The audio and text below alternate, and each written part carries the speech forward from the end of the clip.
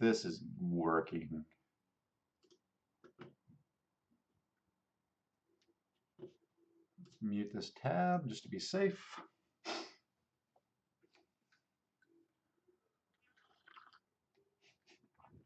And it looks like it is working.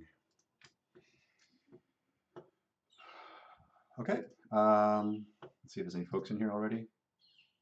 Yeah, there's a couple here. Cool. Let me send out a quick tweet.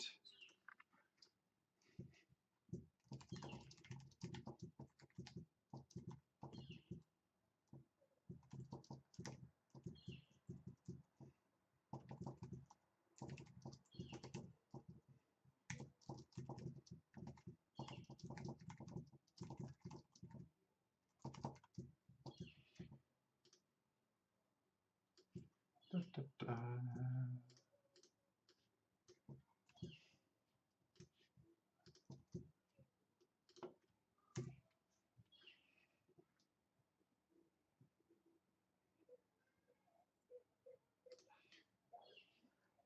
Cool. Is out, maybe?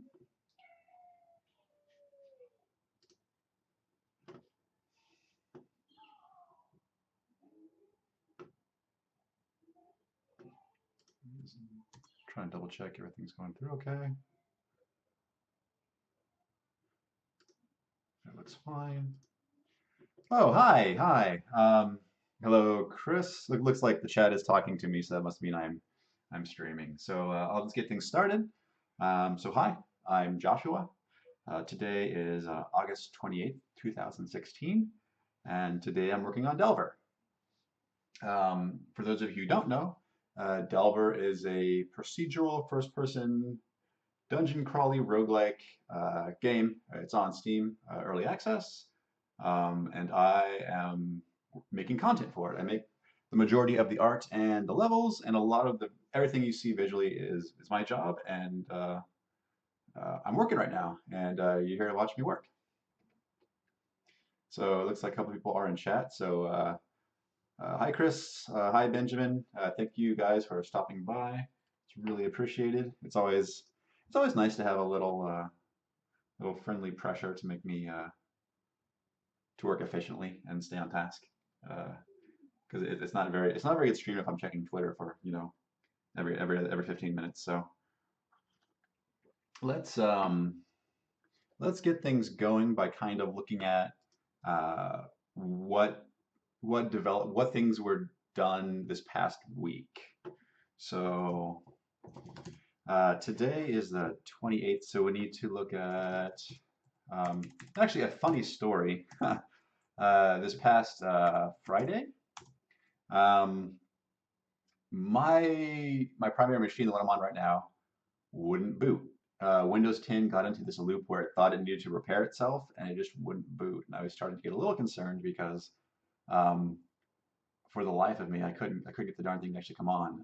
I managed to somehow limp it into recovery mode, reinstall Windows, um, which is nice. I actually got spent most of yesterday getting my system set back up. So I think everything I need is here. So I apologize in advance if I need to install software or configure stuff. Speaking of which, um, I had to reinstall OBS. I think I installed OBS Studio this time. I was using Classic.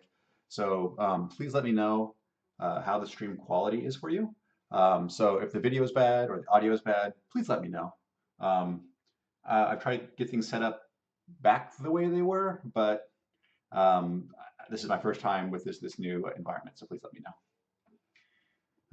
Cryo21 says, hello, hey, Cryo21, thank you for stopping by. I'm just about to go over the changes that were done last week to Delver, so let's just look at that. Okay, looks like I'm up to date. Log, one line, since, and I said, what, August 21st? That should give us an idea of what happened last week. So it looks like, yep, started working on these, I think it was probably the last stream I was working on these temple pieces. Um, da, da, da, da, da. So I also checked in the changes about fixing So there was a bug with the sewers, or it was mostly it was most notable in the sewers because we have low-hanging pipes and people were getting stuck in the pipes. Also, people in the water when you're rubbing up against the walls were getting stuck in the walls. So that's fixed. We have this is I created a little level to for us to test that stuff out on, and it seems to be shored up pretty well. Um, this is kind of related to that fix. Um, I think last stream also somebody pointed out um, because somebody asked a question if you could rebind the keys, and it turns out you can. There's a menu for that. But they pointed out that the Z key is not a good default because some languages the Z is in a crazy location. And Delver doesn't use the Z key. It did. There was a thing called cursor mode, uh, but we no longer have cursor mode. But the key bindings implied that we did. So we went ahead and cleaned that up. Um, so I made a brazier prefab. A brazier is just like a charcoal pit kind of thing. Just a little bit of decoration to fancy up the temple areas. Let's see, temple rooms. Still, I'm just so a lot of this work is going to be me making levels for the temple area. Um, a lot of the rooms are procedurally generated, which is great, but I wanted to hand build some rooms, and that's probably going to be about 20 to 30 rooms I need to hand build, and each room takes me 1 to 2 hours to build. Um, I have a good number already done, or at least maybe a third, I think. So this is just me kind of touching up um, those areas. And the coolest thing I did this past week was the fallen floor trap, which I think is really really fun. Um, uh, and this, I think the rest of this stuff is kind of around that. So I'll show that here in just a little bit. I'm pretty excited about it. Um, this added ladders to sewer room 3 unique bins. So a player got a hold of me on Twitter, and he had let me know that he got stuck in the sewers. And we went back and forth, kind of troubleshooting a little bit. And it turns out one of the rooms I'd made was broken. So he sent me some screenshots that helped me locate which room I needed to fix, and I fixed it. And that got done in less than 24 hours. So I'm pretty happy about that. That fix will be in the next update. Again, if you guys find any game-breaking bugs, like you're stuck in geometry or you can't get you're like in a hole and you can't get out, please let us know. You can let me know either on Twitter at Joshua Skelly, or you can email me directly. My email address is joshua.skelton@gmail.com.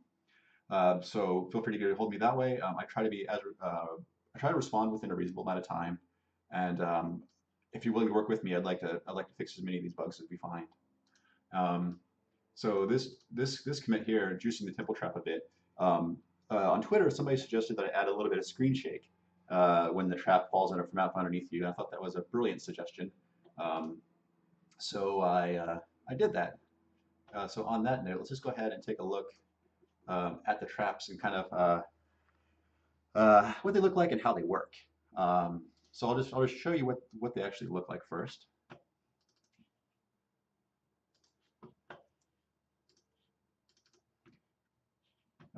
Chris is confirming that the quality is good, so excellent.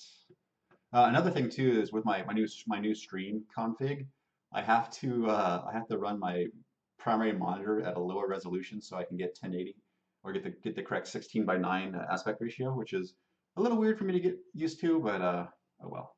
I think ultimately it will make the stream quality better. Um, so yeah, so as you can see, this is let me zoom out here. This is a corner room. So when the rooms are being stitched together, like jigsaw pieces, this one is in the corner. And some of this floor is floor, but some of this floor is not. Some of it are traps. And they will crumble when you step on them. So I previewed this on Twitter, but I'll show you guys again. Like when you step on them, they kind of, you get this little screen shake effect, and then they fall away. Maybe I'll kind of trip one and watch it go. So it does this, which I think the overall effect is pretty cool. Um, I think I may want to limit these floor traps only to the temple area because again I want the areas to feel unique in certain ways. Um, but I mean I could port it to other areas. I mean all I have to do is reskin it. But I think I want to keep it for now a temple exclusive trap.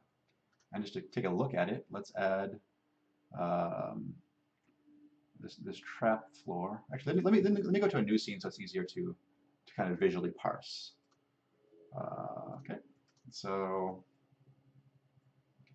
I'm going to plop it down right here in the 0, 0 of the world. Just new entity or place entity generator temple trap floor.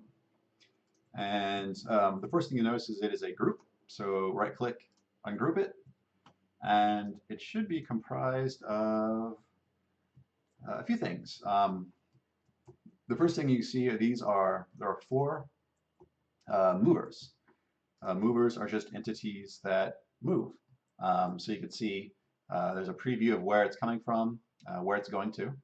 Um, so the kind of the key things on these movers is the mover mode is on trigger. So by default, it will move when you touch it.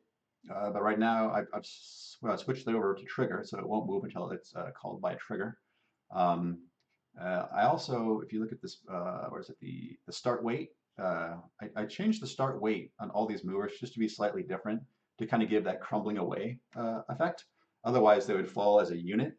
And while I guess that is physically true if they all are released at the exact same time, I kind of want to stagger them a little bit like each one is breaking free at a different time. I think the overall effect looks better. So this is, so I have 2 triggers stacked here, so you can't really see them. So this trigger is a player touch trigger. I'll turn on the collision so you can see. It's, it is the entire dimension of a tile, and when you step on it, it will trigger the movers to move. That's all it really does. And then the other trigger is just a screen shake trigger, and it is exactly the same size, and it's in the exact same position as the other trigger. And all it does is it shakes the screen by a small amount when the player steps on it, and it does not reset, so it only does it once.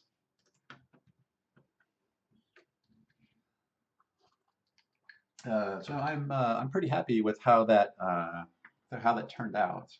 What I would like to do is I'd like to keep this whole trap theme going.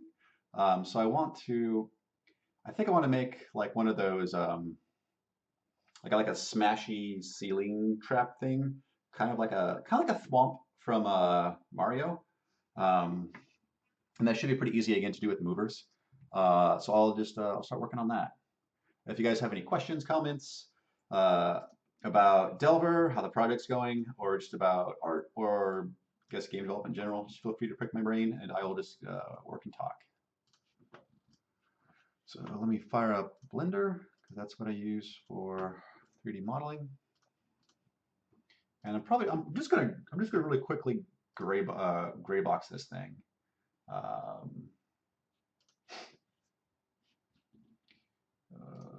We need to fix my viewport real quick.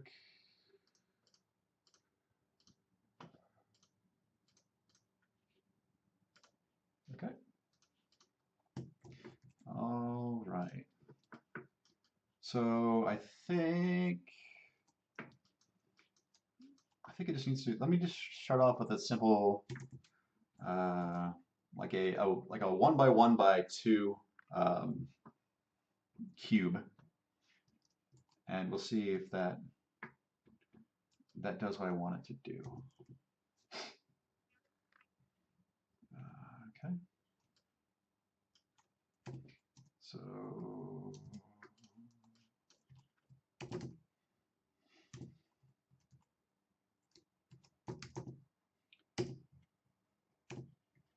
and I'm just making a selection of B and hit G to grab Z on that for the move Z axis, 1 to move it 1 unit. So really quickly, I've made a 1 by 1 by 2.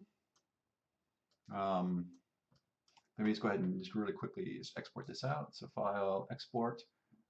Delver uses OBJ files. When you are Meshes, let me say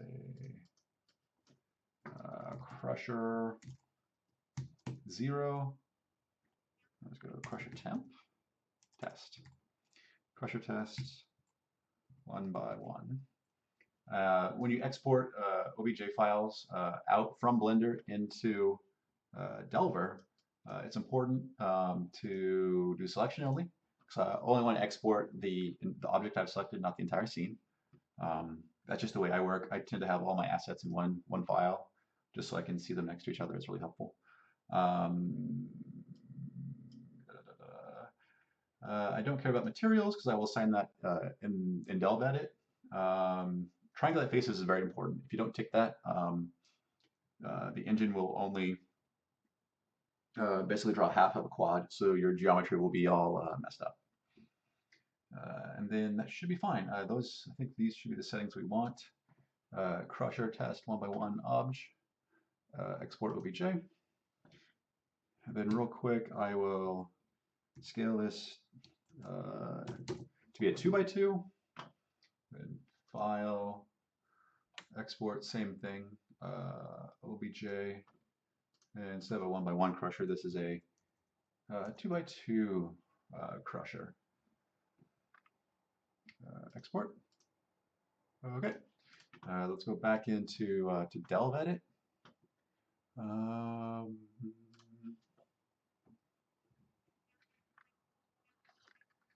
And let's just make a test room real quick. So I'm just gonna do something like this, and then maybe drag this up a bit. I'm gonna throw some torches in so you can see what we're doing.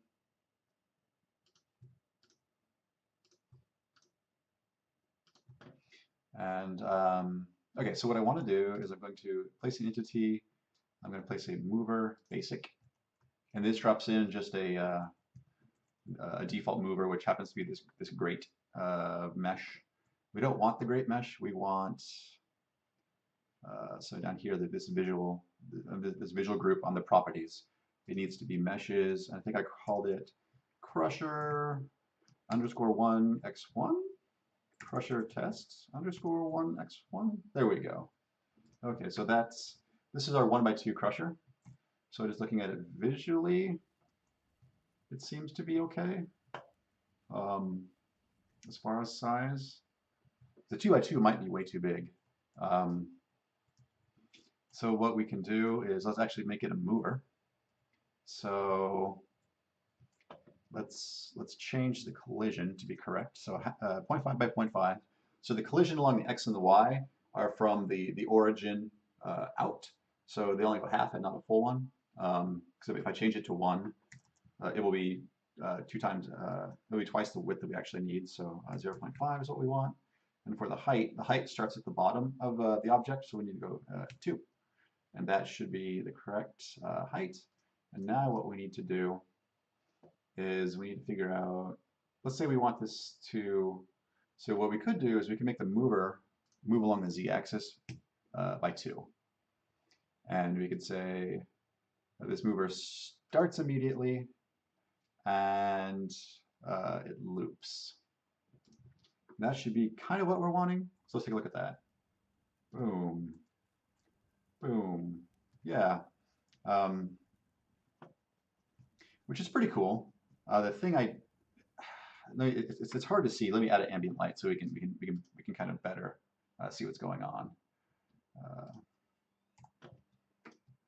Just kind of put that there and drag it kind of here, and then I'll just duplicate it and throw on the other side just so we can really have a good idea what's going on.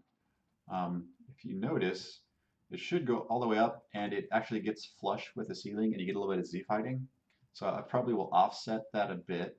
If we go underneath it, it does hurt us and it holds down on us until we actually either move out or get crushed. So that's good behavior. So instead of going the full up to, what if we did, let's say 1.75? Let's see how that looks. Because I want to let you see a little bit of the crusher. Yeah, that could work. Um, and then I think I'm envisioning these kind of obstacles. Not a single crusher by itself isn't particularly interesting because you can walk around it. What I think would be more interesting is if these were kind of in a series. So let me move that over there. Then I can drag out a new one by holding Alt. And then if we hit play, we'll notice that they are in fact totally synchronized, which it might be what you want, but in my case, I do not. Um, what I do want is let's try. So the move time is 1. If I start this one by 0.5,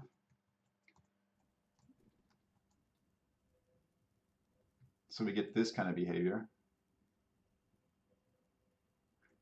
which isn't quite what I thought it would be. I thought they should always be exactly off. Let me change the movement to linear. Maybe so it's a little bit easier to kind of visually parse what's going on. So, oh, this might be.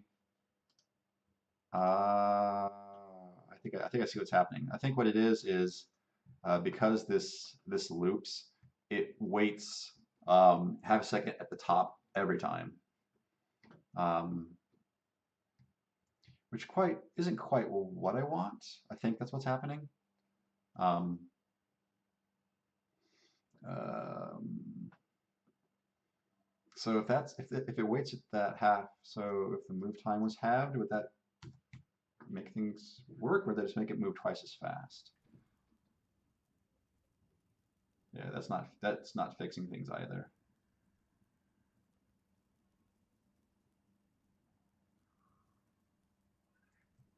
Hmm.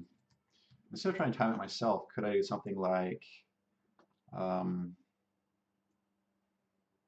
put this back to 0, and then instead of I can make this an on trigger. I could have this one trigger it when triggers when done. I'll call this guy, give him an ID of crusher _1. And this guy will trigger when done crusher _1. So see if I can set these guys up in like a little series.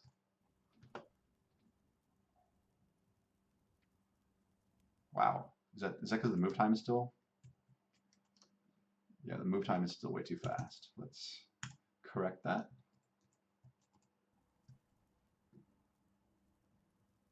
Okay. So that seems to be doing what I want. So we have these, I mean, they're perfectly alternated, but that's fine because now I can actually work with them in pairs. I could grab both of these and let me see. Yeah. So what I can do is, with these both selected, I can copy them. Now the nice thing too is if you're copying objects that are triggers, the references, uh, even though they have the same name, they will be correctly updated. Um, I think it prepins something on there. I'm not quite sure. They should. I have too many copies of these guys, so let's just.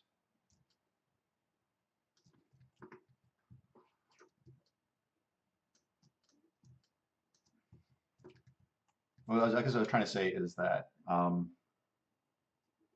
like putting triggers inside of prefabs should honor the names and it shouldn't get things all tangled up. That's kind of interesting, but it's like impassable, right? Like I can't get through it, so I need to figure out a better way to do the timing on these.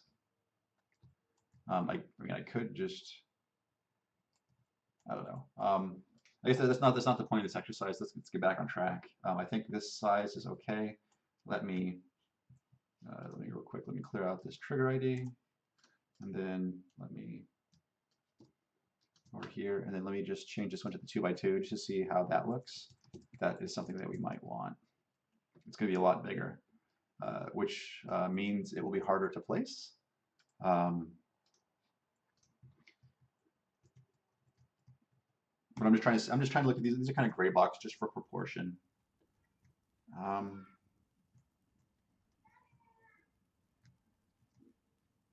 mean, it does make it easier to uh, to I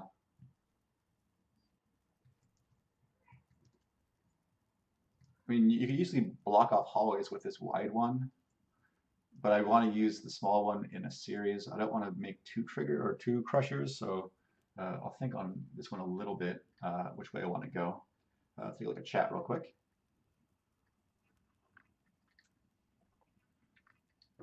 Chris says, someone should make a 3D modeling tool specifically for lo-fi modeling, something simple and refined, like the Aseprite of modeling.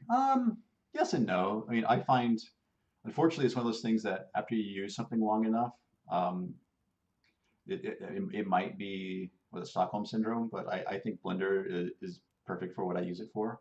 Um, there are certainly simpler 3D modeling softwares to use, but I think the more important thing is to find one that works for you and to stick with it.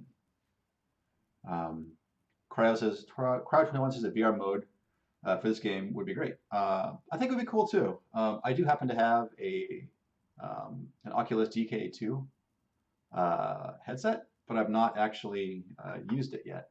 Or not, I've used it, but not for Delver. That would require some engine changes. And I don't know. I would love to try it, but it has not been high on our priority list. I think we're primarily focusing on getting this thing done, and then we can think of other platforms afterwards. But yeah, a VR mode would be awesome. Okay. So I was supposed to figure out which of these I liked better. I think I like the smaller crusher better than the big one. So I think that's the route I'm going to go. So let me actually get this thing unwrapped and textured and see how this might actually end up looking in the game. Okay, so let's undo those changes. Let's just scale this like that. Okay. Set the origin back to 3D cursor. There we go. You know, I don't think this needs a whole lot of detail. So what I'll do is I'll only have the top, the bottom, and one side. I'll make all the other sides just replicate what's there.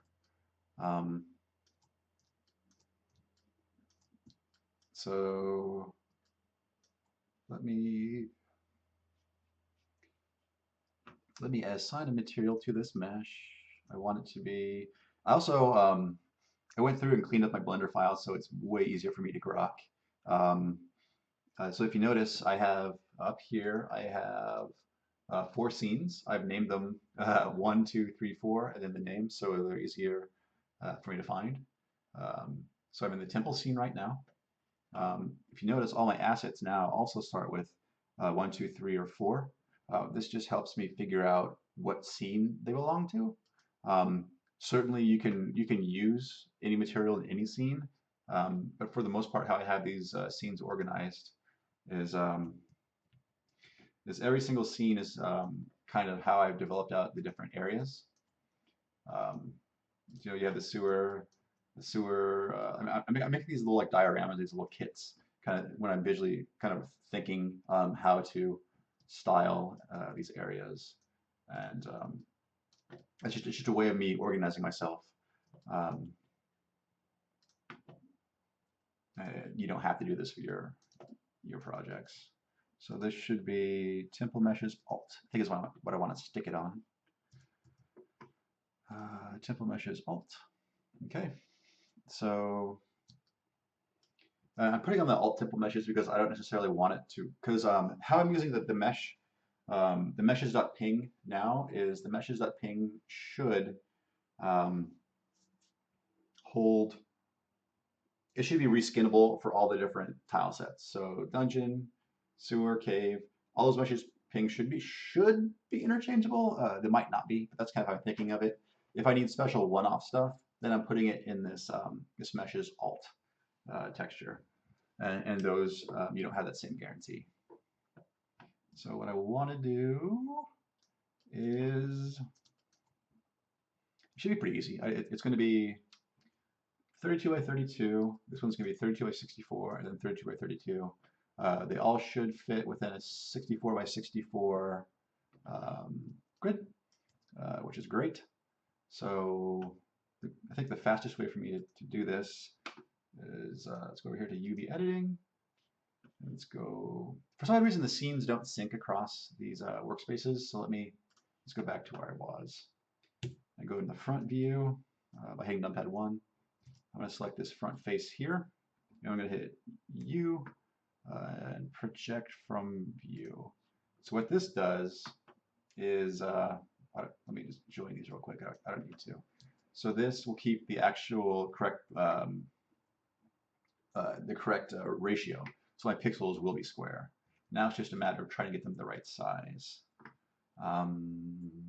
So I have this, my UV texture I made here. So I think these are all, I think this whole thing here is like what I want. Make sure I'm scaling like that. So this should be right here. I think that's the right pixel resolution, maybe. Let me just snap the selection. Not quite what I wanted.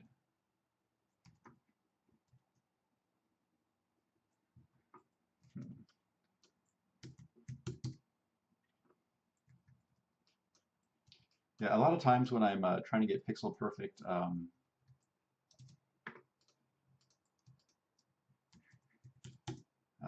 unwrapping, I will manually type in distances. So like here, if I go get y minus 64, yep. So it collapses it directly upon itself, so I know that my y dimension is correct. Then same on the x. If I go get x minus 32, it collapses it that direction. So I know that my unwrap is the correct size. Let's go here. Let's do Control 7 for the bottom. Also, just project from view. Just kind of position it over here. And again, it should be roughly the size of like that. It's nice having this pattern so I can kind of ballpark how big things should be. Then I can go back in later and tighten that up. Let me just snap that cursor there. Cursor to selected. Scale it out. Snap selection. There we go. That should be right. And then same thing here. 7 for top view. Unwrap project from view. Get it over here. Let me just scale this down, get it close. Snap selection. I think that worked. So now I want to select the front, the top, and the bottom, and make sure these are laid out in reasonable places. So I think the bottom should go down 32 pixels. So when we look at it, I can't point at my screen because you obviously can't see what I'm pointing at, but we have the side of the crusher, the top is up here and the bottom is down there. That makes sense in my head. So let's go ahead and find a good place for these to live on the sheet. Let me just, I guess I'll throw in the upper right because there's not much being used there. There we go. And again, I'm just going to get it as close as I can by eye, and then I'll snap everything to the pixel grid. I just do that by hitting space and type snap, and then hit snap selection. Okay, and that should be correct. So what I can do is I can really quickly just with do I have, yeah, I have Photoshop installed. Yeah. Again, sorry, a new computer setup, or not a new setup for my old computer.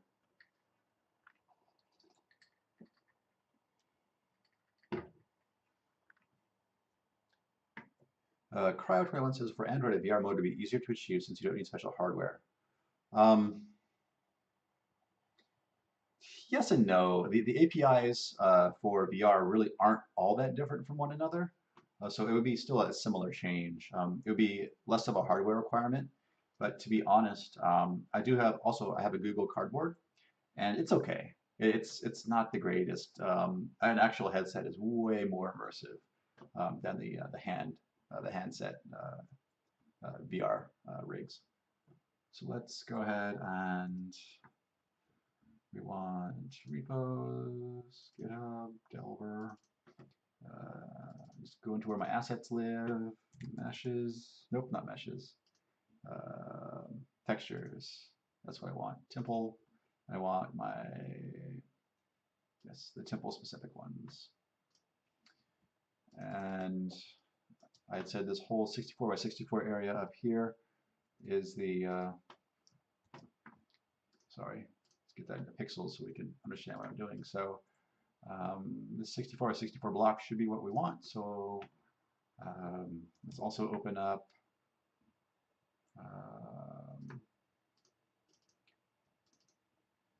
let's open up the textures for this area as well. Just the like the textures for the level geometry that I can just kind of copy and paste real quick. Just the default stone texture. I mean, I can use that as a base and modify it to go from there. Again, I'm sorry, I'm having to set up all these things. So my grid needs to be pixels every 32. That's fine. Actually, no. Sorry, I'm picky about my grids. Only 2 subdivisions? Yes, there we go. So I can grab this, and then I can go over here and paste it. And then all I should have to do is just string that way. And then merge that down, save it, go back to Blender, Alt-R to refresh my my texture there, and then it just should pop on there. So what this is telling me is I forgot to correctly UV the 3 other sides. So what I can do real quick is I think, let me see, what's the fastest way to do this? So if I just do a U unwrap, that should be okay. That should still maintain the correct ratio, I think. Let's see. Let's scale this down. Let's position it where it's supposed to be. Let's get it there. It's not snappy yet because I'm worried about that messing up my my aspect ratio. So let me snap cursor to selected. Let me scale this like that. Snap selection to pixels. Okay, that looks like, yeah, that looks correct. So what I'm going to do is just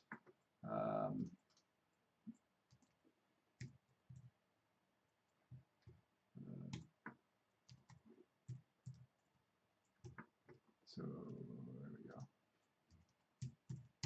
I'm just positioning these on top of each other. Except for some reason I can't remember to move in the correct axis. So now all the 4 sides are using the same texture. The top is using the top texture up here. The bottom is using the bottom texture.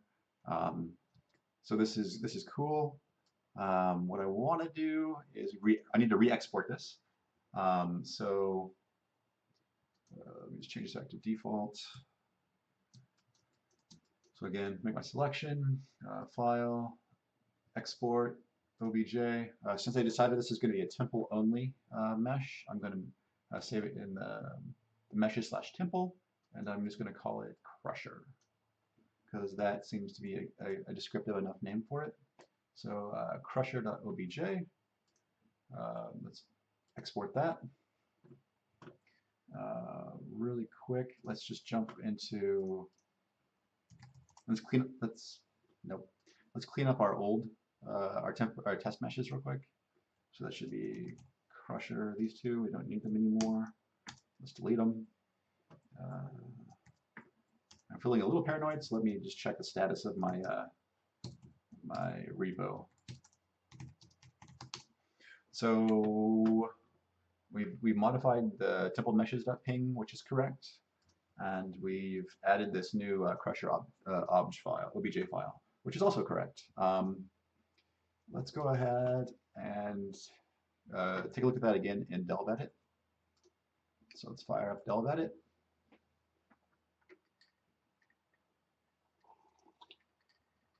There we go. Let's just recreate. Actually, instead of recreating this, what I can do is I can go File, Open. And I think we packaged this with Delver. So if you guys are poking around, you'll notice that in the Assets folder, there are levels. And inside levels, there are tests. And these are the test levels where we basically, it's like a little test bed for a lot of the features that Delver Engine can actually do. So we should have a movers, a movers.dat. And this is just a big level with all the different kinds of movers that are possible. So what I want to do is up here, we kind of have this thing already kind of simulated out. So if I hit play, these things kind of move like I'd want them to. So maybe I should have started here instead of just messing around, but let's try and see if we can change these. So so we need to change the mesh. It's in meshes / temple / crusher. And the texture file is in textures / temple / meshes. There we go. So that looks about right. We need to change the collision on it because it is, in fact, it's too tall. And there we go. Let's see what that looks like. Yeah, that looks good. So what I'm going to do is I'm going to quickly, let's go ahead and change all these. So right now there's no real easy way to do that, so I'm just going to copy and paste all this stuff real quick.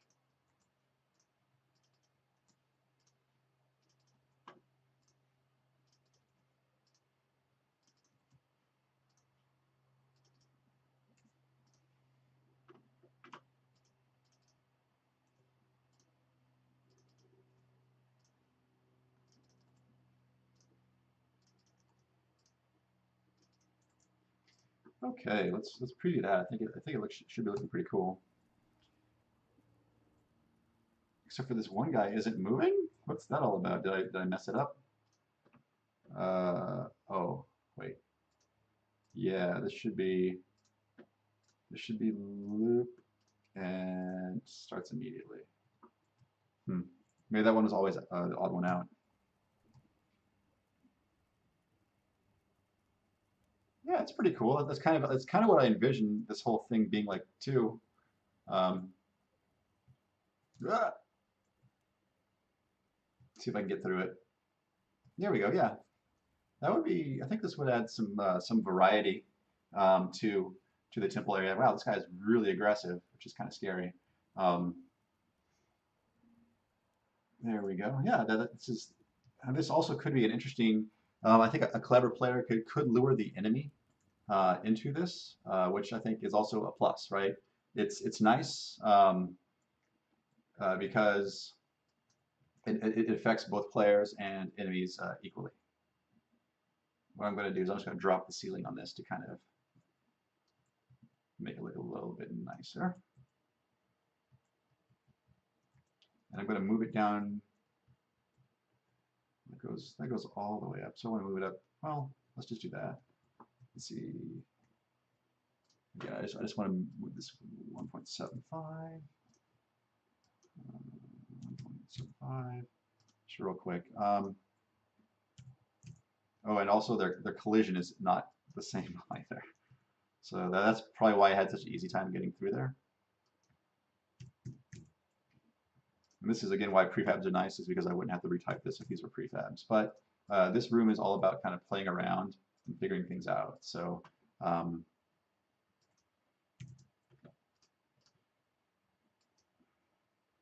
that's why we leave these as entities and not as prefabs. So I'm just quickly going through and fixing the collision on these.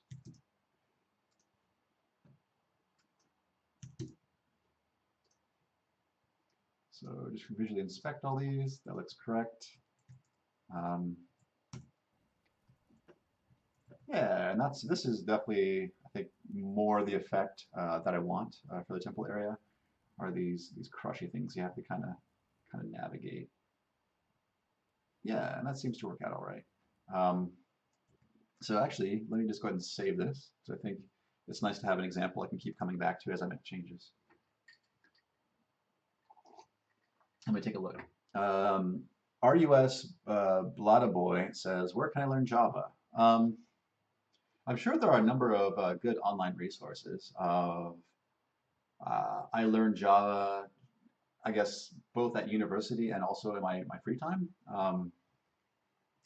Uh, I'm sure they're good resources, but offhand, I just don't know. Brandon says, hey man, good luck with your game. Thanks. Thank you. Thank you very kindly. I appreciate that. You know, it's work. You know, I really enjoy working on it, but you know, I treat this like a job. For those of you who do know, I no longer have a day job. I was a software engineer, and I left recently to be a stay-at-home dad and to also finish up working on Delver. So yeah, this is what I treat as my job. Um, Chris says, can I specify the speed interpolation mode for upward and downward movement? It might be cool to have a quick and linear downward, but a slow interpolated upward on the crusher. Looking good though.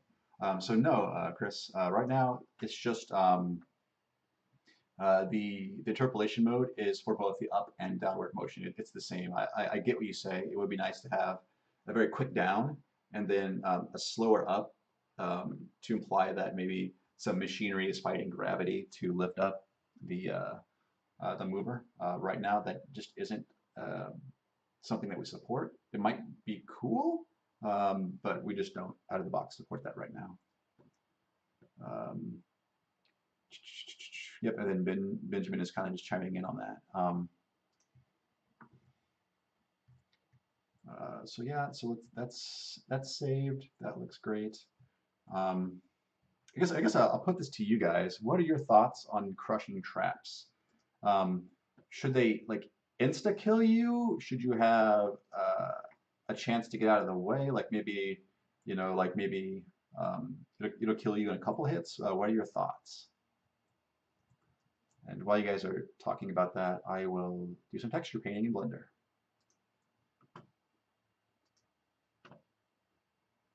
And actually, this reminds me, I don't know if I set the drivers up from the Wacom tablet or not. Moment of truth. Wacom? No. Okay. I did not get my tablet drivers set up. So instead of boring you guys with that, I guess I will just use my mouse to texture, which not as great, but I'll get over it, and then I will fix my setup for the next stream. Okay, so I want to pick from another model, so let's go ahead and just quickly just duplicate and bring in another model. So I want the gold stuff on it. Actually, yeah, this will be fine. This guy here. So Shift D to duplicate, move it to the layer that I'm working on, which happens to be that one. And then now, let's see, go to my texture painting workspace. Okay. That should be, just kind of zoom in on this so I can see as I paint what I'm doing. I think I need to, since this is a new install, I I need to reconfigure my texture paint settings, which is just a good thing to go over in case folks are interested in doing like pixel perfect texturing in Blender. So I can change from object mode to texture paint. And then some of the things you're concerned with here. So yes, this got it right. So this curve needs to be flat. By default, it's this ease in, ease out, which is good for, it can be good for normal like hand painting styles, but I want it flat. Also, I was looking at these options here and the bleed. Make sure your bleed is 0. Otherwise, I'll show you what happens is I didn't turn it off, and in some spaces, like on this here, you can see where it actually will go outside the UV bounds.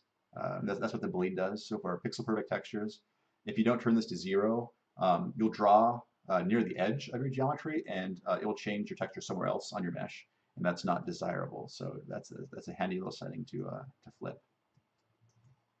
Let me see.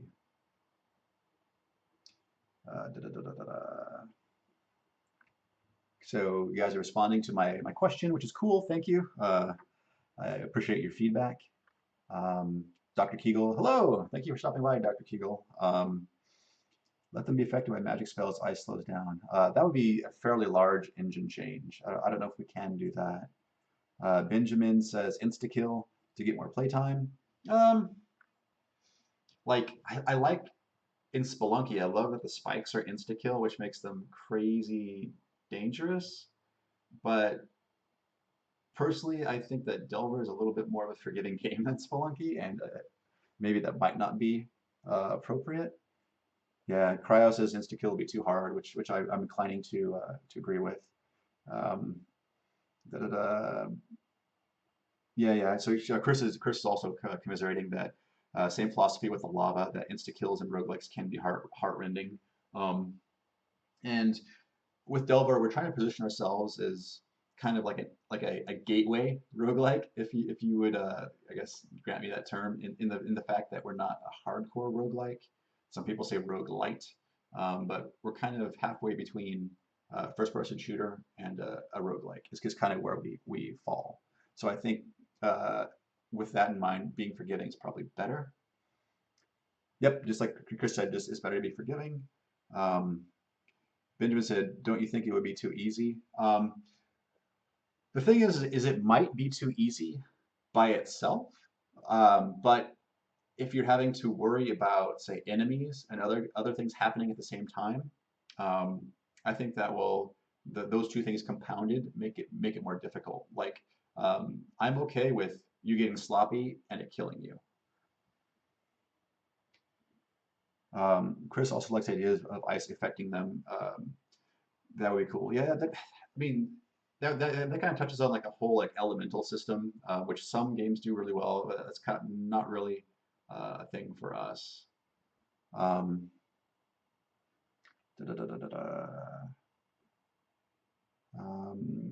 Binion says maybe a hard mode. I don't think we really want modes per se.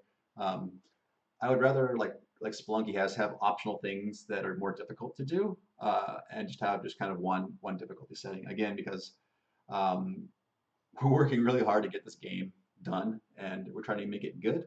And right now, adding more stuff, unless it's absolutely necessary, is not going to be a really great option for us.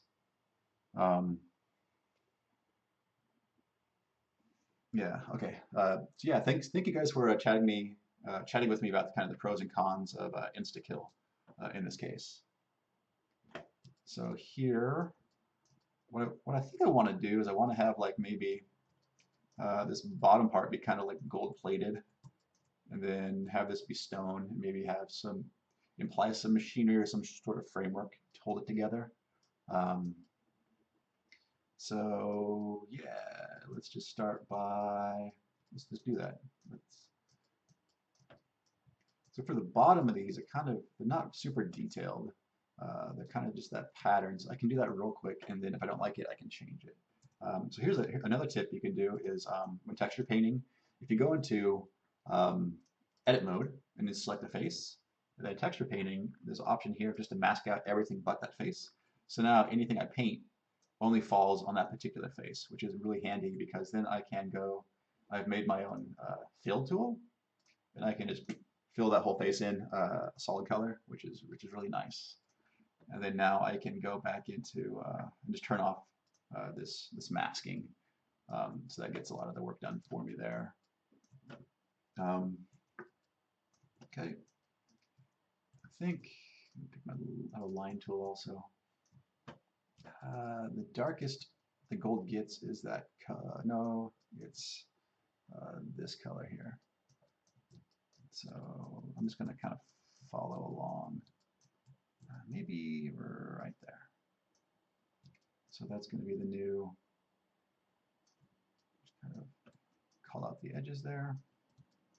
That's going to be the new gold piece. Let me pick just the kind of primary gold color here, kind of this yellowish brown. And so really quickly kind of block it in.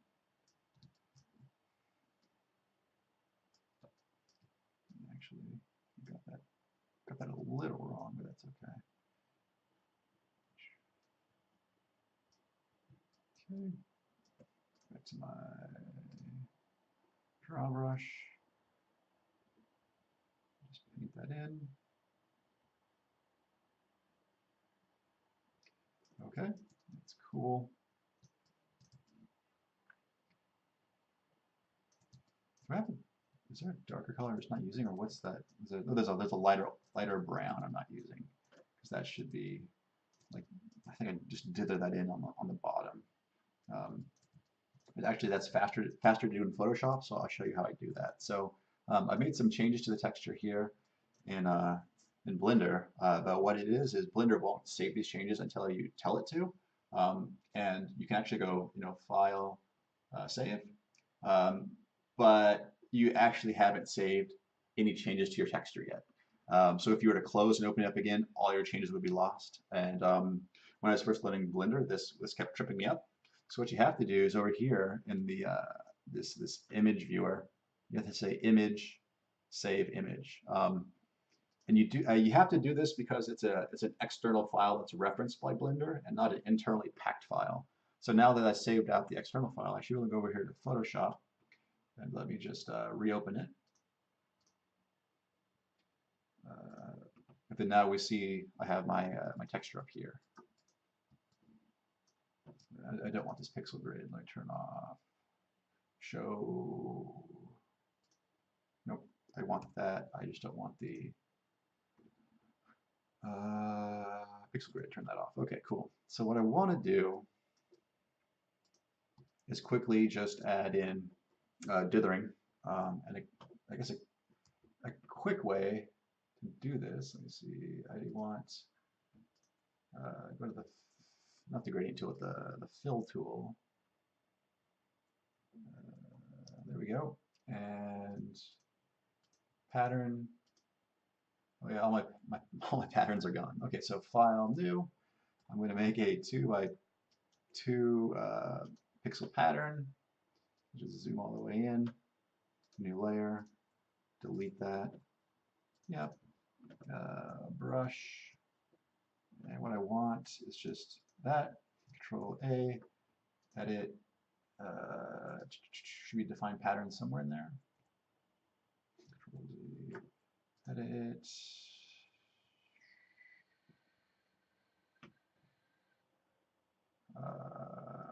Define pattern. There we go. Sorry, it's taking longer to find.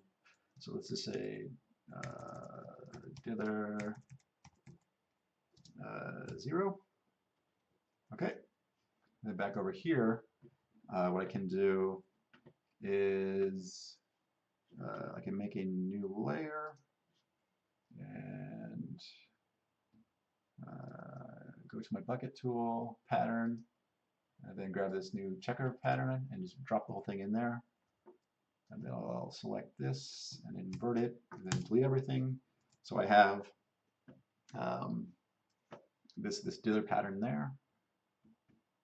And then I can use that any number of ways. But what I typically do, let me find this gold, this this color I want is I want this, yeah, this light orangey brown, and I'm just going to hit Control, and that's going to make a selection of my grid pattern. Control H to hide it, and then I'm just going to just quickly paint this in. And in Photoshop, you can hold Shift to do like straight strokes. So just really quickly, I'm just going to block this in. Then erase, mode, pencil, and then I'm just going to try to, nope, that was not right. So I needed to do that. Okay. I think that should be okay. Okay, so just delete that. We don't need that grid, that checker grid anymore. Save that out. Go back to Blender and Alt R. Then now it's been pulled back into my Blender file. Cool. So let's keep on going.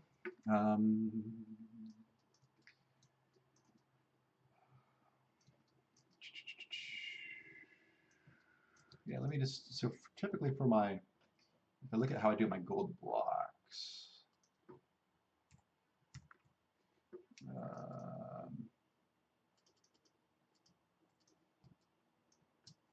so it looks like I do, yeah, I don't make it too wide either. Let's try dividing it here. So move my line tool. Grab that, and then maybe halfway down there. That seems reasonable. And then looking at this, it looks like I do the highlights, and then I add this dither pattern in, and maybe add cracks. I assume since this is a crusher and it's constantly pounding the ground, that it's probably going to be pretty torn up. So I think cracks make a lot of sense here, and also probably in the rock directly above it.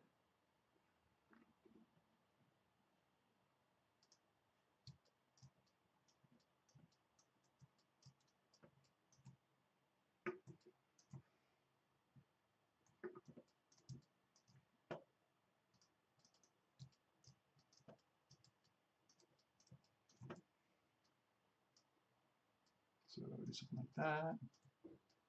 And which is nice because you see, since I have this unwrapped the way I did, everything just kind of works. So like that, and I need a highlight color for my spec. And just kind of drop that there. I grabbed the wrong one apparently. Oh, it's not picking. It's not picking. It's picking from my mesh instead of this one. That's weird. There we go. Right? That should be the right color. Okay.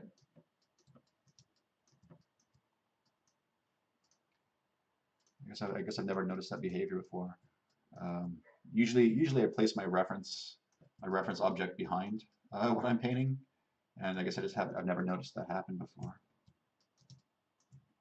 Yeah, that really quick. Let me just do that then.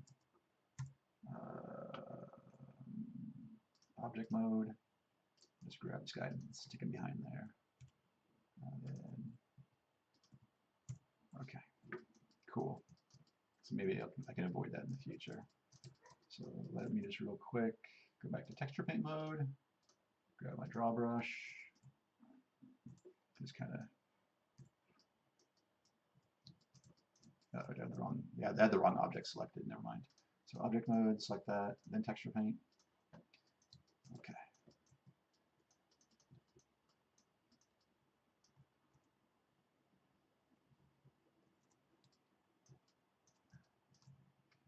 Why is it not? There we go. It works there. Sometimes you have to be careful about your brush size when doing pixel perfect textures in Blender, because if it gets too small, it won't lay down pigment. And I'll also notice sometimes the angle really makes a big difference too, whether or not it actually places down the color you expect it to.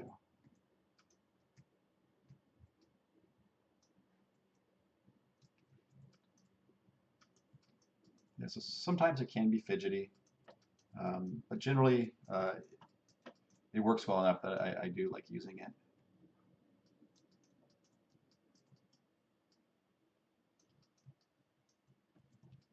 Hmm. As I say that now, it's definitely misbehaving. Okay, well, let's not spend too much time on that. Let me just image save over here. Let me go back into Photoshop and just knock this out real quick. So, file, open recent, triple meshes.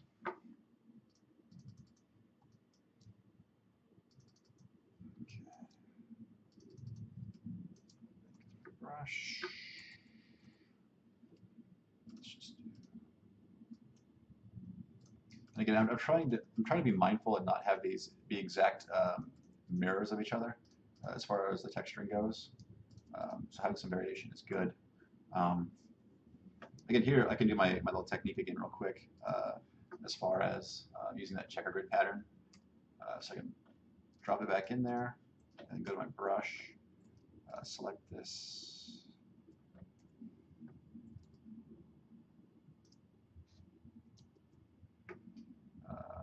I guess I just have to be careful about it. And then with my brush, select the orange, I can just really quickly just paint only the dithered portions that I want, which is cool. It's handy.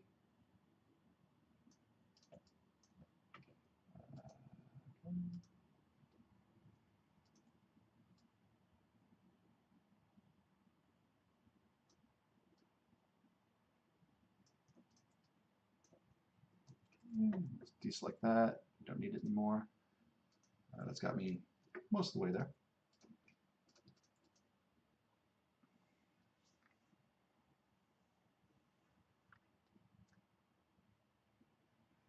So they're talking about maybe the hint of other adventures of fallen victims of the murderous crushers, blood and splatter. Would that be too crude? Benjamin's asking this. And then Chris chimes in, scattered bones fit the Delver style, and some chance items to crushers. Yeah, that seems to fit the Delver style a little bit more. I try to keep it pretty lighthearted. There is blood in there, but I try to keep it pretty well to a minimum, just because like I do show this to my family and like my little cousins and stuff, so I don't want to be super gory. Not that I have anything wrong with super gory stuff. It's just that's not Delver's particular style.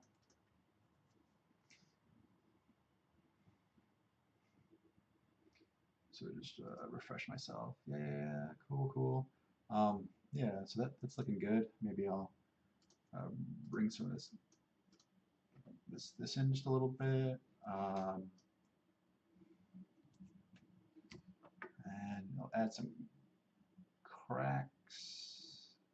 Actually, let me real quick just make this bigger. Like, let's see, how big is this then? This is 13 wide, and this is 15 wide, so I should have gone the other way. So what I can do is just make this selection here. And just bump that over one. And these should now be the same size. Not that that's terribly important, but maybe visually it'll look nice.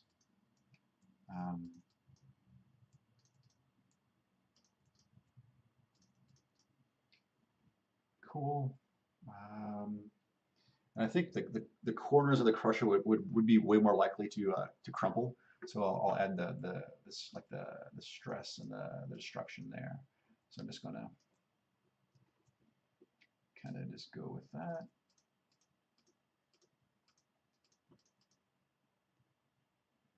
And maybe add a little highlight to that.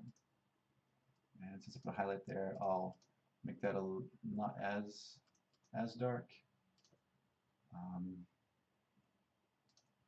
Something like that can work. And then on this side, I'll make this one dark. So kind of use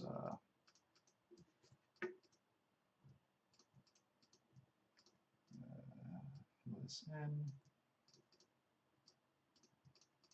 like that. Again, just add a small highlight, kind of calling that out. Just like that. Okay. That's looking probably okay. Let me just real quick, let me save this out and then go back to Delve or to Blender, excuse me, and just see what that looks like. Yeah, that's looking okay. Blah, blah, blah. Dr. Hegel says maybe at the bottom of the crushers a band of engraved skulls.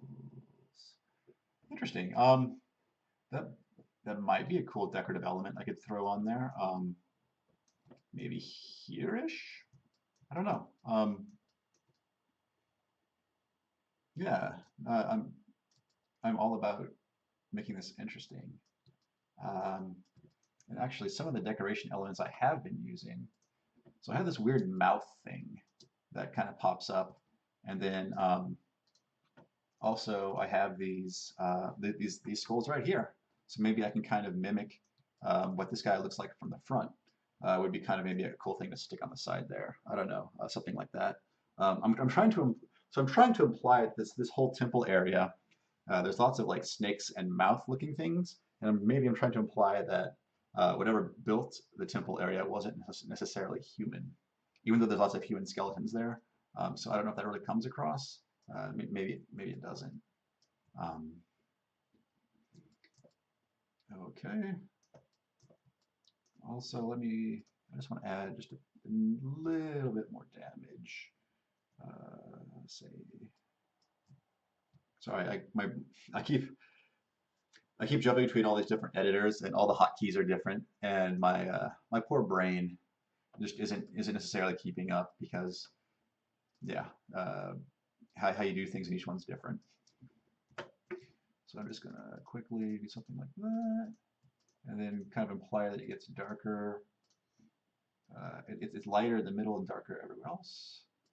And highlight that.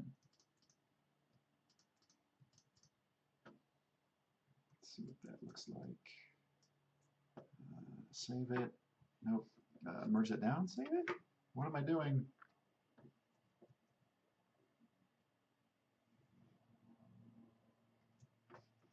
I'll reload it here. There we go. That's cool. Again, I think it's still looking a little too pristine. I really want to make it look banged up.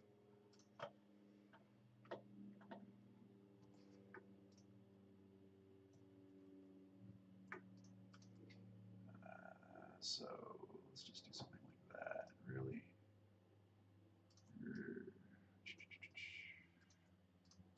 I'm kind of wary of having the exact same pattern on these two same sides.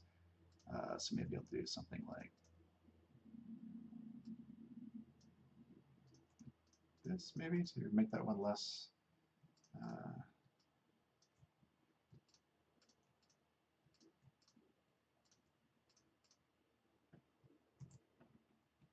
I keep messing up my.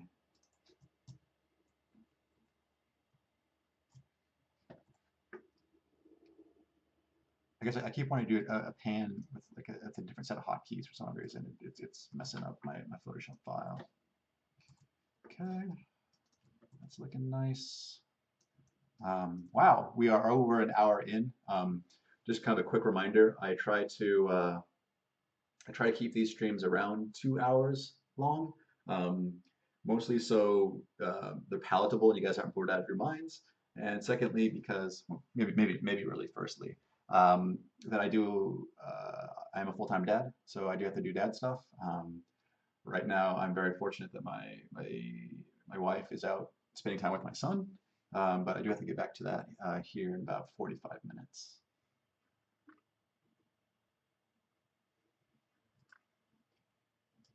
Okay.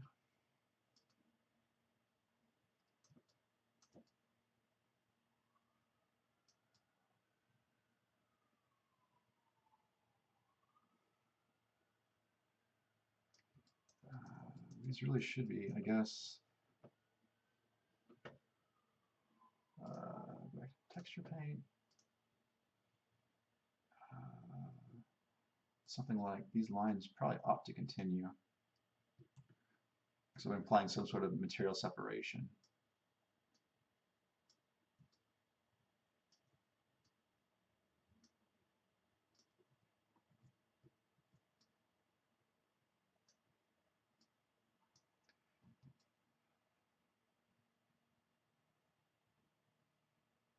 Okay, that looks a little bit better. Save that. Back here in Photoshop. Actually, let's see if Blender will play along. Um, so I think I want to do something like work on the stone here and have it all broken up, and then layer on top of that the actual the gold stuff on top of that. Crowd21 says, how about the vertical linear gears made out of the steel in the middle of the stone bricks? I would like to use those eventually. Um, Most likely it's going to be in one of the interstitial areas right before the caves. It's probably where I'll end up using those. Because I really can't, I mean, we don't want to make assets and not use them. That's kind of it's an inefficiency. So we do want to eventually use them.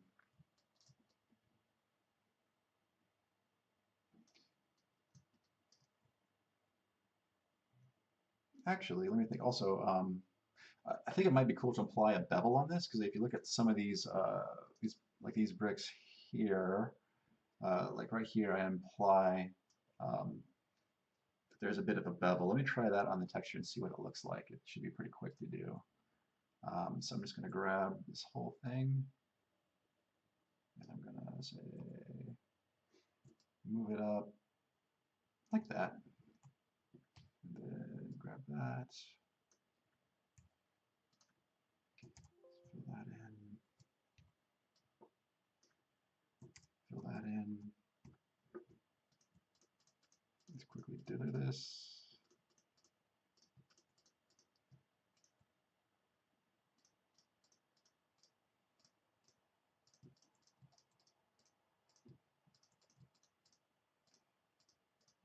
Okay, and then I really kind of do imply that this edge here is definitely catching light. Um, it's kind of definitely what I'm doing with these little beveled areas. So kind of raise that up, and then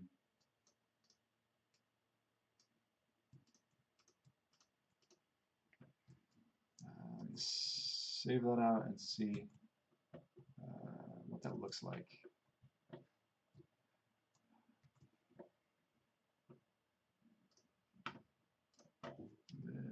Refresh. Do I like that? Meh. No, I don't. Can I undo it there and then save it? No. Actually, let's see how I. Yeah, just do it that way. So Alt S there. Close that. Reopen it. Okay. And reload it just in case. And then it's going to start kind of picking out these areas here and making them look damaged and all that good stuff.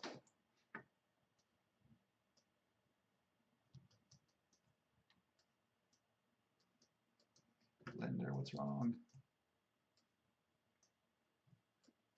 No? There we go. Oh, Blender, why are you so picky sometimes?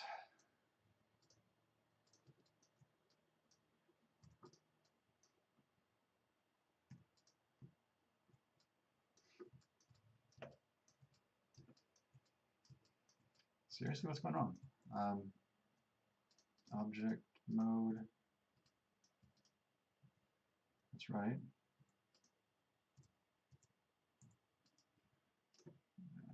Texture paint.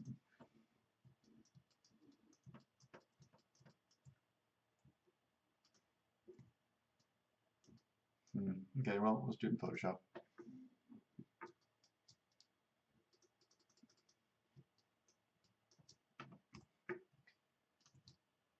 And again, here Shift is going to be my friend to string these straight lines real quick.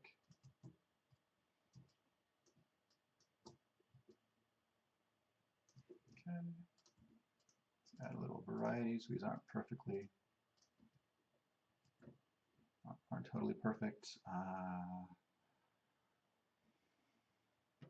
Let's go ahead and might not make a made a lot of sense, but I want to also imply that, um, like on some of these, I have like I imply there's these dark areas, so maybe I want to imply just a little bit of that next to this, like it recesses in.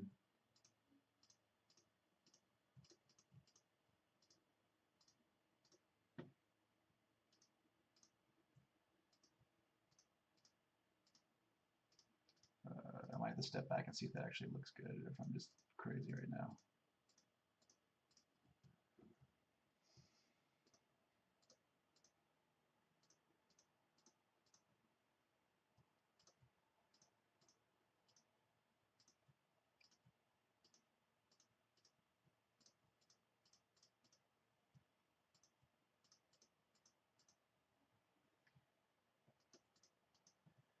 Okay.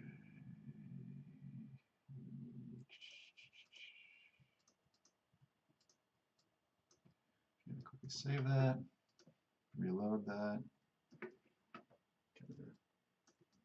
I guess that looks okay. It's not the worst.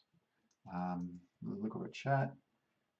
Chris says he has to dash. Have a good rest of your day. Yeah, thanks for stopping by, Chris. I appreciate that. Uh, Tilo XD says, hello, I'm from Germany. Hi, Tilo XD. Thank you for stopping by. Uh,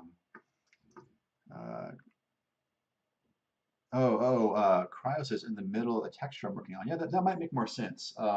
Yeah, it might be cool to imply that there's some sort of that there's something here that the mechanism actually grabs onto, like maybe like some teeth or something like that along the sides to imply that this actually is a mechanical thing and not a magical thing.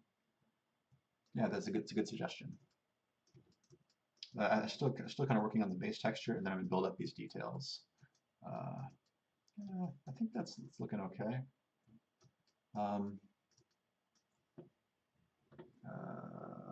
Let me just pop in a Delvet and see what that looks like. That's also another source of truth is what it looks like in Engine. Because seeing it by itself is one thing, but seeing it with a whole series of these things is a different thing. So I saved it in movers. Then we have this little room over here. There we go. This is the room we're worried about. Yeah, that's cool.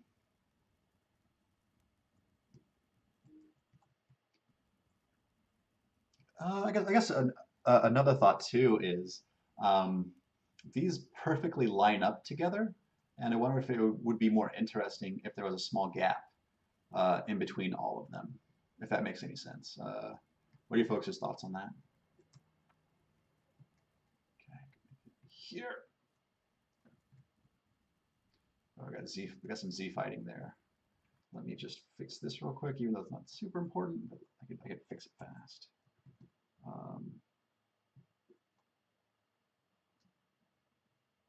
There we go. Just pull this down so you don't see that.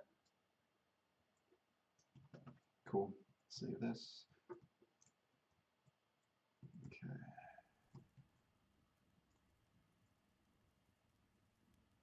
Nice.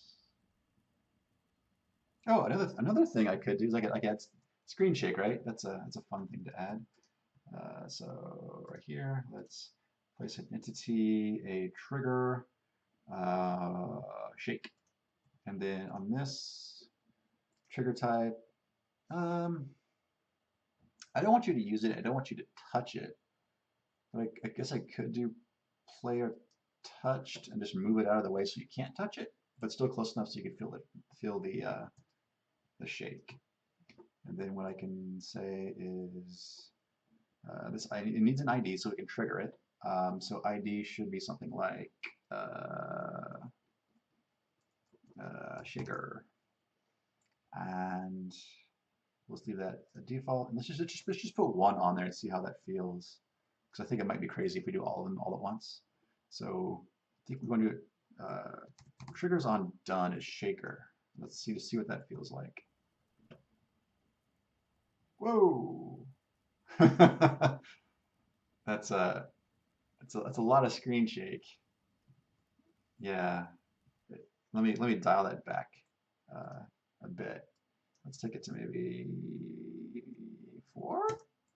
Only 40% of that? Because I want this to imply weight, right? I want it to feel like, okay. So it does a, if you notice, it shakes on both the up and the down, which isn't super ideal. It would be nice if it only shook on the down, but I could live with that for the time being. My question is what is it going to be like if I hook all of these up to that? So triggers went down to shaker. Let me just copy that and just paste it into all of these. I still think it's going to be insane. But let's just see what it feels like, because it probably should be constantly shaking, right? Yeah. Which, I mean, it definitely does feel like it feels kind of good. Maybe I could dial it back just a little bit more because there's so many in this one area. Maybe 3.5. And maybe dial the shake range down too, because it's not very. We don't have to go very far with this shake, right? I just want this one room. If this is a unit, I don't know. I'll try 4. No, 4. That seems reasonable. So let's go here.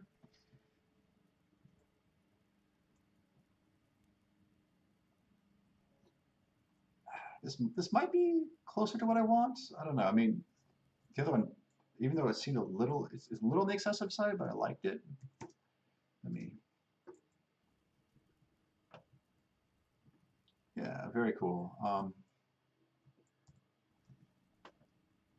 And then if you get far enough away, this should stop entirely, because we don't want to shake the entire level, right? We just want to shake when you're close, which is what it's doing. Um, yeah, this is cool. Um, yeah, so this is coming along nicely. Let me go ahead and save that out. Look at chat. Um, uh, so Benjamin is agreeing that a gap would be more interesting, and I think I tend to agree. I mean, I might be able to scale this down just a little bit just to simulate what it would look like. So scale 0.95. Maybe do that to all of them and just see what that looks like. It's easy to revert. It's not, I'm not actually changing the mesh itself. I'm just changing the scale of the entity.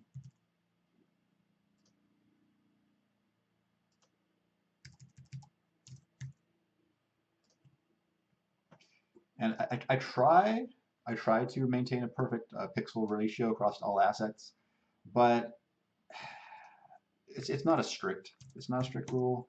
And I think these are I mean these are 95% size pixels, which is I might be able to live with. I might have nightmares. I don't know. Let me see what it looks like here in this preview. Yeah, no, I think Benjamin, I think you're right that the gap does look nice. It just when they lined up perfectly, it just didn't feel quite right. Um, so yeah, I think just making it this small little gap does help quite a bit. Tesla Coil says, "What is this room?" He says a test. Yeah. So Tesla, I don't know if you knew this or not, but in the delver.jar file in the levels folder, I'm pretty sure we include all the test levels that we use um, with Delver itself. So you can crack those open with the editor, and you can see how entities can be used. Because we use this when we're developing the entities, but also like I'm using it right now just to see what these temple crushers are going to look like. So yeah, I think this is definitely coming along pretty cool. Um, thoughts. So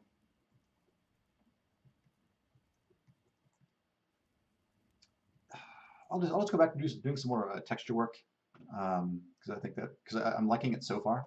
I think I'm gonna keep going in this direction. So let me quick just go make sure I haven't. So file save and then close that. Okay, cool. So back to Photoshop because Blender is misbehaving.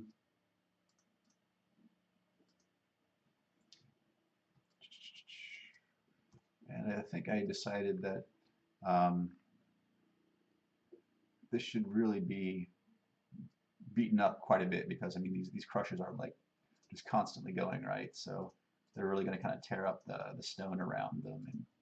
And also, I think, yeah, I have a dark brown. That makes more sense like that, maybe. I don't know. Do that. Use dark brown in here. If I can do that proper. There we go. Dark brown there. And maybe have this coming off like that.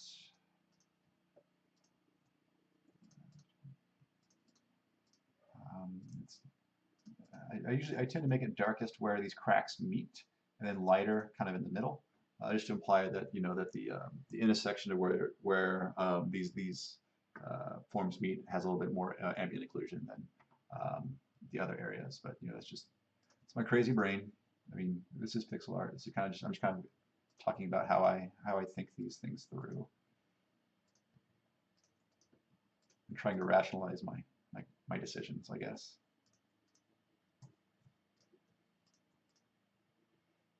Okay. Just trying to adding little highlights here and there just to kind of add some to make them pop. Just adding contrast, which I think I think can help. Too much.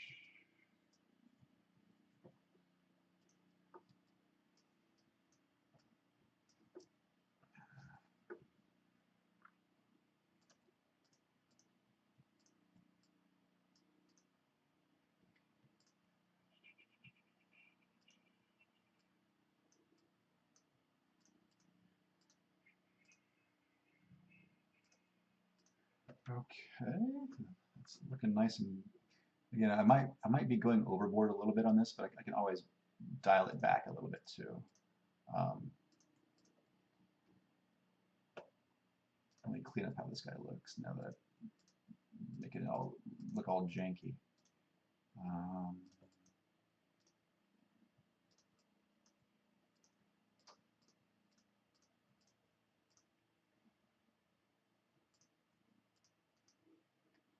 Okay, looking all right.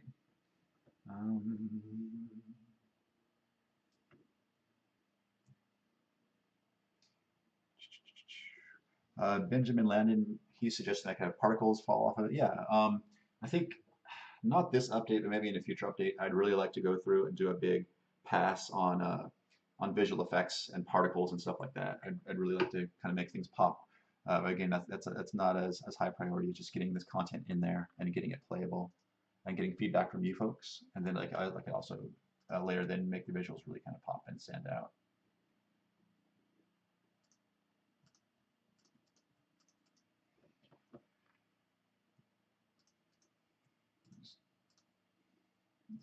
Beating up my blocks.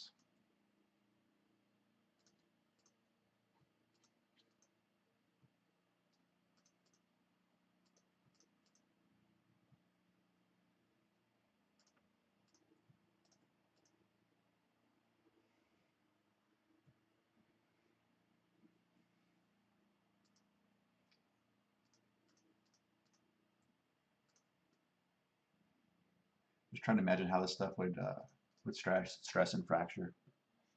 Okay, Mick Kilo 23 says hello, big fan. Just bought the game last week. Hey, thanks for stopping by. Thank you for the kind words. I do appreciate your purchase. That means a lot to me. That you think it's worth buying. And also, for better or for worse, right now Delver is my only source of income as I am a stay-at-home father. I'm very fortunate that my partner that she makes enough to support us. But yeah, so thank you for supporting me. It means the world. I do apologize that there have been a lack of updates recently. I am pushing hard to get this update ready for you folks. I know some folks have just been saying, just give us any update, but I do want to make sure that it's of a good quality. And because I worry that if we push out a bad update, folks will worry that that the overall quality of the project is deteriorating, and that's not the case. We are trying to maintain. I'm just trying to do the best work that I can do. So I want to make sure that you guys have an awesome experience. And unfortunately, that takes time because I do. I say I don't work on this full time, so uh, um, it's just one of those things, I suppose. You bought it on Android, DLC or in-app purchases. Right now, I don't really want to do DLC or anything like that. To be honest, the best way is just you guys. You guys support me, and I really appreciate that. And we've been really lucky that friends recommend this to other friends, and yeah, like I said, my partner makes enough money so we can feed ourselves, and I'm just gonna keep making the best game that I can, and hopefully you guys agree with that, and everything works out. I don't. I just am worried about getting extremely aggressive about monetizing stuff. I'd rather just, at least right now, it's not too big of a pressing matter.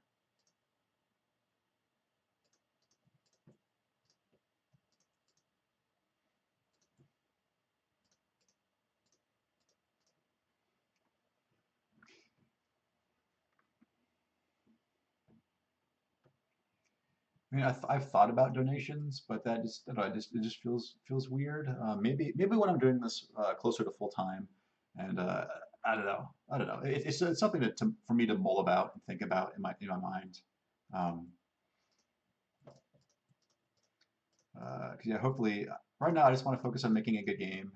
Also, maybe get better at streaming so you guys can have something interesting to watch. So I'm still, as some of you know, I'm still a very beginner streamer. A lot of times I feel, I guess I am a dad. A lot of times I feel like a newbie. Like what's going on? What are all these things happening? And you guys are you folks have been really kind about helping me uh, learn how to stream. Okay, let's just save this and again pop back into Blender just to kind of see what it looks like. Because I don't want to get too lost, and sometimes you can get really wrapped up in doing detail and just kind of uh, lose the forest for the trees or something like that. Or Mikhail says, or maybe Delver too. Yeah, I think Chad and I would like to do another project after this. It's just one of those things, right, where um, I guess it's kind of a business thing where if you're selling a product, so right now, this is for Priority Interrupt Games. This is the only product we sell. And if we were to create a second one, I worry about Delver 2 actually cannibalizing the sales of Delver 1, if that makes any sense. If people were given the option to buy Delver 1 or Delver 2, they'd probably buy Delver 2, assuming it was the better game. But if we had two independent games that were different from each other, they mean they'll probably still have similar themes because I think we found the type of game we like to make. But if they were different enough, I think people would potentially buy both. Um, because we would certainly, if we did another project, we would certainly put a lot of effort into it, and it would be good in its own right. And I think Delver would still be good too. I just worry about invalidating, you know, the old one with by creating basically Delver 2, if that makes any sense.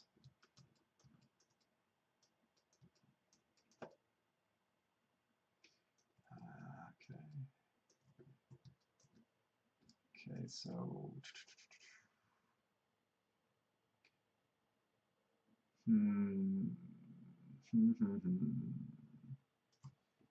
what to do next?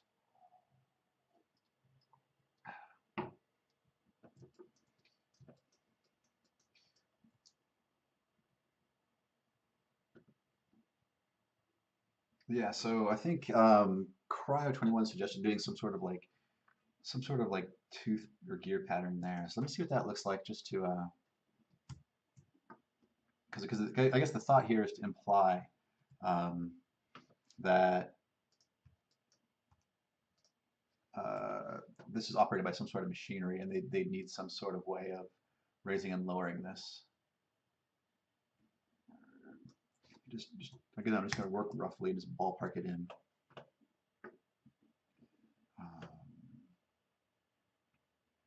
We'll probably want a little wider than that. Let's go 2 pixels wider.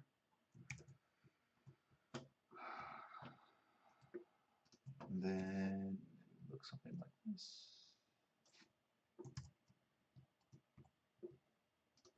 And then I would imagine it would be, in my mind I had a different tool than the one I was actually using. Let's turn off Snap because that's not always, Snap isn't always super helpful when doing pixel art. It can be, but for what I was trying to do there, it was definitely hindering my ability to work. So I got that there, and then maybe something like these little, just kind of implying that there's some sort of like maybe gear mechanism that hoists this up and down. Okay. Let's do a quick and dirty outline. Light catch there-ish.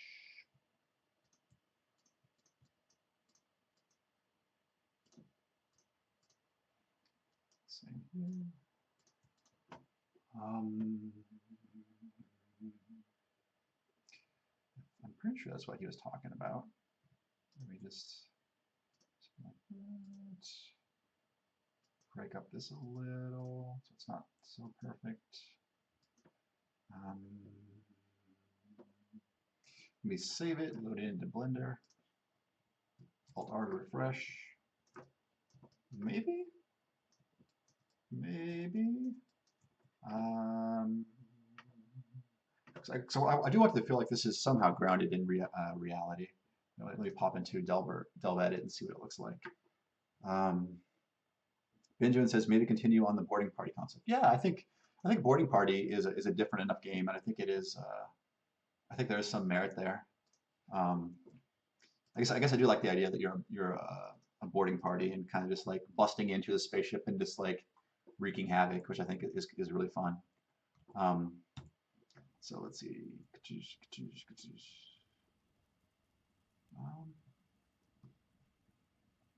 Maybe.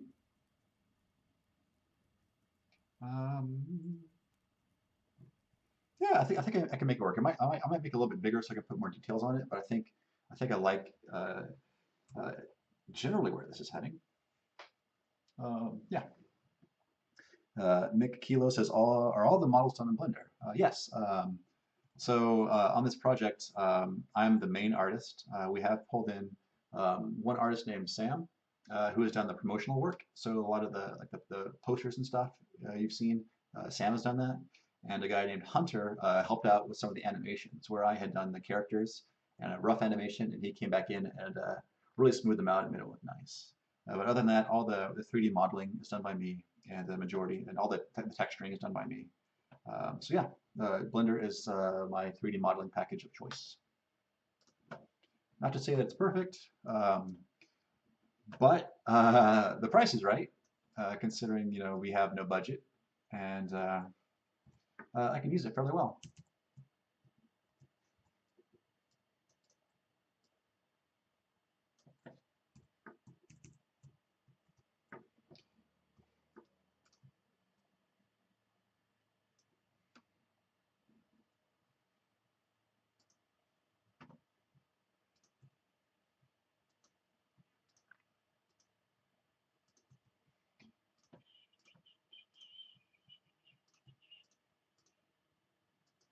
I'm just trying to, I'm just playing with call it like calling out edges, kind of maybe implying a little bit of specularity. I'm just trying to think where my light source, like where things would actually, where things should hit. And again, it's not always 100% accurate, but I'm just trying to suggest that sort of stuff. And maybe I need to call these guys out a little bit with just some very basic highlighting in here, so they don't look so So flat.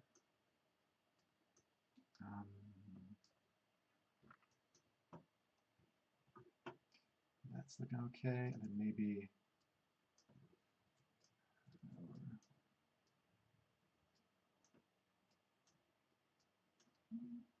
just trying to add some variety to kind of show like how these things are, how this thing actually operates. Save. Okay, that's wider.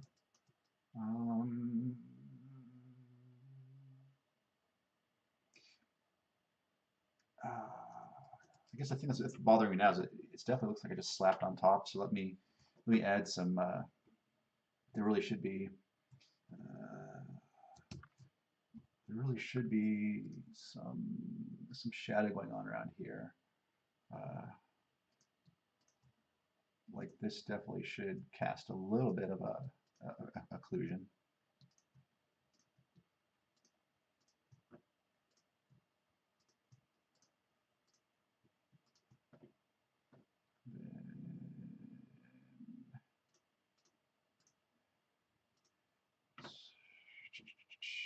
Actually, let me just do maybe a little quick dithering trick again, where I create my little dither layer and select it, and then go back with my brush and just really quickly just kind of just do that, and then Control Shift I to invert that selection, and then I can quickly kind of go back. Maybe is that too dark?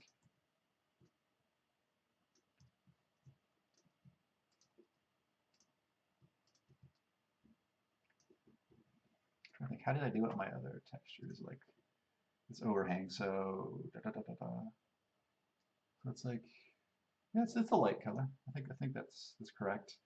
And then yeah, just do one more like that, and then really quickly, I just need to go back in some of those places where it doesn't look good. Like these don't look great, so I'm gonna clean these up. So something like that. These really should look like that. And just kind of continue the dither here.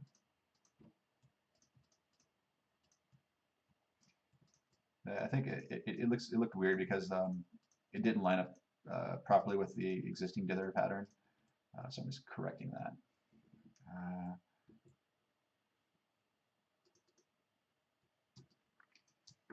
It looks like there's about 15 minutes left on the stream. Again, so if you guys have any questions you really want me to answer, please feel free to ask.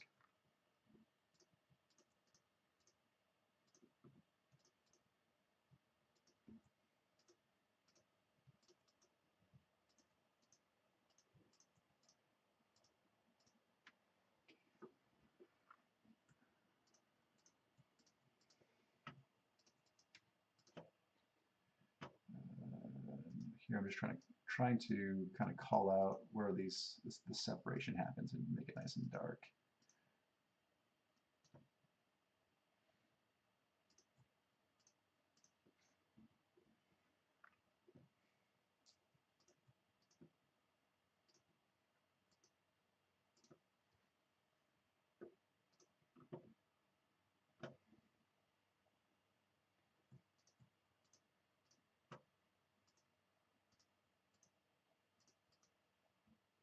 Just trying to be quick about this. We are running short on time, so I'm trying to get a preview of this one more time before I go. So let's delete the temp layer. Yep, merge that down, save it. Let's just reopen this. I think opening the level should refresh the textures. Let's see.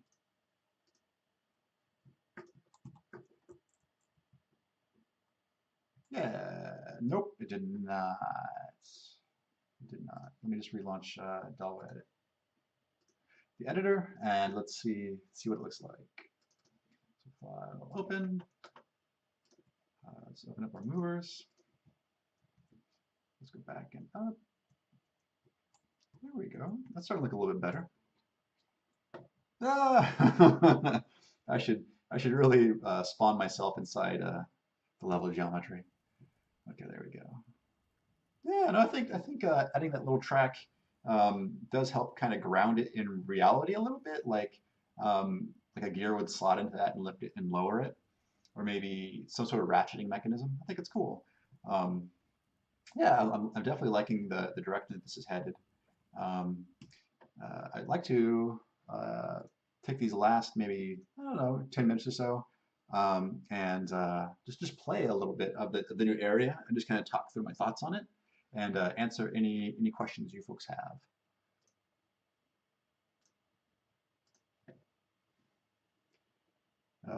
The Kojox is asking, hi, so how is the level editor done? Because I'm currently working on my own engine and trying to figure out how to do it. Um, that is a whole that is so I primarily do art, and Chad is the one who did all the programming. So yeah, that would be a better question for him. I know we certainly share a lot of stuff where we can, but he has written the editor himself. Let's see. I think I missed some. So Mikhailo says, why does the guy in the Mikilo 23 says, why does the guy that plays guitar does not say anything in the beginning? So yeah, if you walk up to him, he doesn't actually ever say anything.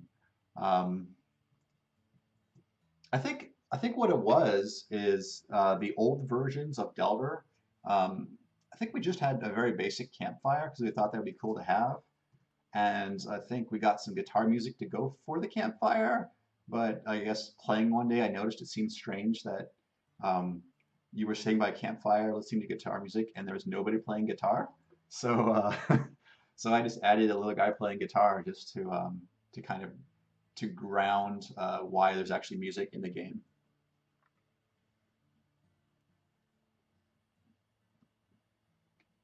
Da, da, da, da, da,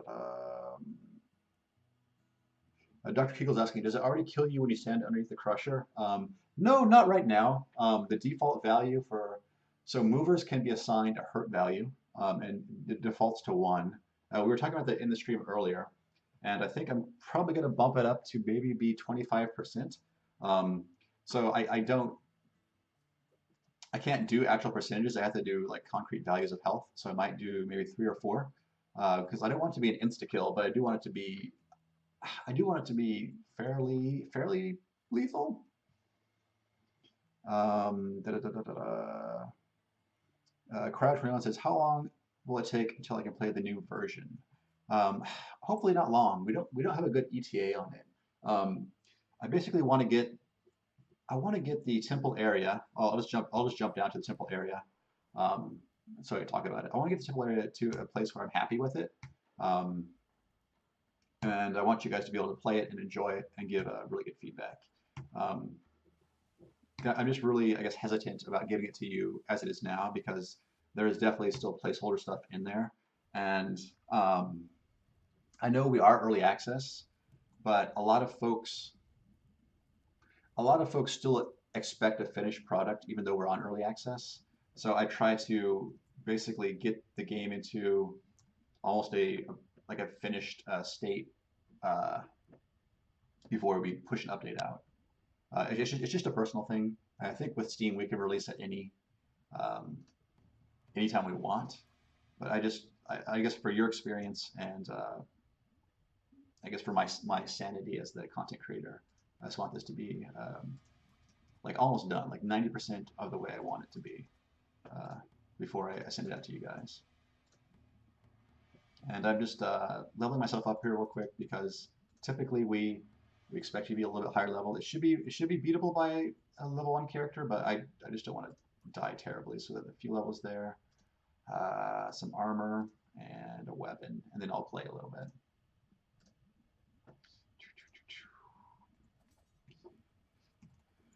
Okay, so don't need that, and I don't need that. Here we go. Cool. So we start off, and with the temple areas. Oh yeah, these are the traps too. I've been working on from the last stream, which is cool. They fall away. With the temple area, I definitely want this kind of convergence of this old temple and this kind of volcanic rock cave feel. So that's definitely what I'm going for. There are parts where the lava intrudes into the temple, which I think adds some interesting gameplay elements. I'm trying to like also try to keep the areas as traversable as possible. Like with here, you can go either left or right, which is pretty obvious. I mean, that's where the stairs are. But you can also, you can kind of clamber across here if you need to make a quick little jump down. Now coming back up, you can't. I mean, obviously that limits your options going down are greater than going up, but I think it still adds some interest to the level. Here are the braziers I was talking about earlier, where I got the prefab hooked up and they kick out sparks and they provide a little ambient light, which I think is cool. Um, Let me see. Yep. So this looks like it's, yeah. So this is, uh, oh crap. Yeah, this is a kind of a dead end. Okay, I need to get my, this is really, really tough. I don't know if I should soften that a little bit so it's not so fatal, because yeah, getting all the way from over there to here will definitely almost kill you unless you really start chugging potions. But I didn't die, so that's good, I guess. Let me check my map. Yeah, I need to go to my right, so this way. Next, I came out of the area with the one brazier. I need to go to this area. Okay. Let's see what I got here. Yep, another corner. Need to go this way. And unfortunately, right now, there's not a lot of variety in the corners, as you can tell. I think there's two different corners, like this guy. This is another corner where I have these kind of cool. I previewed this on Twitter where you have these falling floor traps. There is a little piece of loot out there to kind of uh, like tempt you to go out here. Like I got a shield, which is cool. But now I had to like be careful about how to get back. So yeah, I think that's fairly successful about baiting a player out, having some traps, but making it worth your while to go out there and do that. Um, so Mikilo says, after release V10, what other projects is the company going to focus on? Huh, I don't know. I mean, right now, I mean, it's cool to think about other projects, but right now I am just really, really heads down. Yeah, this is a placeholder piece of content where it's pretty boring. But I'm really just buckled down and focused on getting Delver done, and then we can worry about what's next. Um, because we this is not our full-time jobs. I guess it's not as important that we immediately move on to a new project because Chad is definitely he has a day job and that takes up a good chunk of his time. Crap. Um, but yeah, no, I think once Delver's done, because see the problem is once you release a game, crap. Once you release a game, you still have to support it, right? We can't just abandon it. So we have to do fixes and it's probably like maybe 3 to 6 months after release. We're still going to be pretty heavily working on it, making sure that everything's shored up. I mean, being in early access definitely helps with you guys catching a lot of the bugs and making sure it's a really good product. Um, but yeah, I'm just focused on getting it out and getting it to a good state. Kill Pixel Game says, looks great. Looking forward to the newer content. Yeah, thank you. Thank you very kindly. Yeah, I try to do as best work as I can for this game, and I really I really love the chunky pixel look. Um, I know folks they can go either way on it, but I try to I don't know, just make the most beautiful game that I can. Making the low res art is also good because I can do it relatively fast. Like high poly stuff takes longer, and it's basically me doing the art. So any efficiencies or speed ups I can do certainly helps. Um, yeah, so there's a lantern over there, but I don't need the lantern. Let's push on. Um, yeah, this is actually, this is, there we go. Let's see where this goes. And I'm going to add more pieces. So right now you can kind of see some of the repetitive elements. like a lot of these intersections and corners look very similar is because they're kind of based off the same start. Um, there will be more variety so that you won't see this as often. Also, we have procedurally generated rooms, which will be turned on. Right now, I've turned it off simply because I want to just kind of look at the rooms I'm building, and I don't want to have to wander through a bunch of procedural stuff before I find my stuff I'm working on. Yeah, again, this is another placeholder thing. It's just this long straight hall, not terribly interesting. So you can kind of see how our map generation does is we have these rooms that we put together, trace out a path. So the rooms that I have finished look, certainly way more interesting than these placeholder rooms. Yep. Yeah. Then another, yeah, the fun collapsible floor. Yeah. Yep. I would eventually like to add a dust particle effect to a lot of this, but that's probably going to be in a future update when I really kind of juice up all this stuff.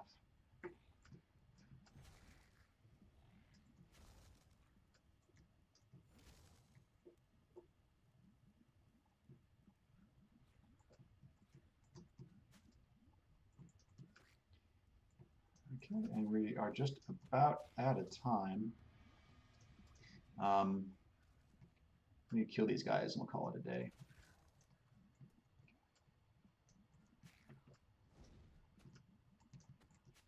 There we go. Into the lava with you.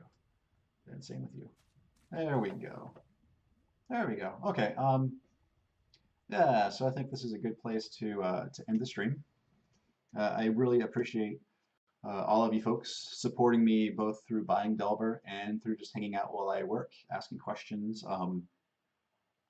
I really look forward to every Sunday with you guys. It motivates me, and I like sharing what I do with you. So thank you again for taking 2 hours out of your Sunday to spend time with me, and I will see you guys in a week. Bye.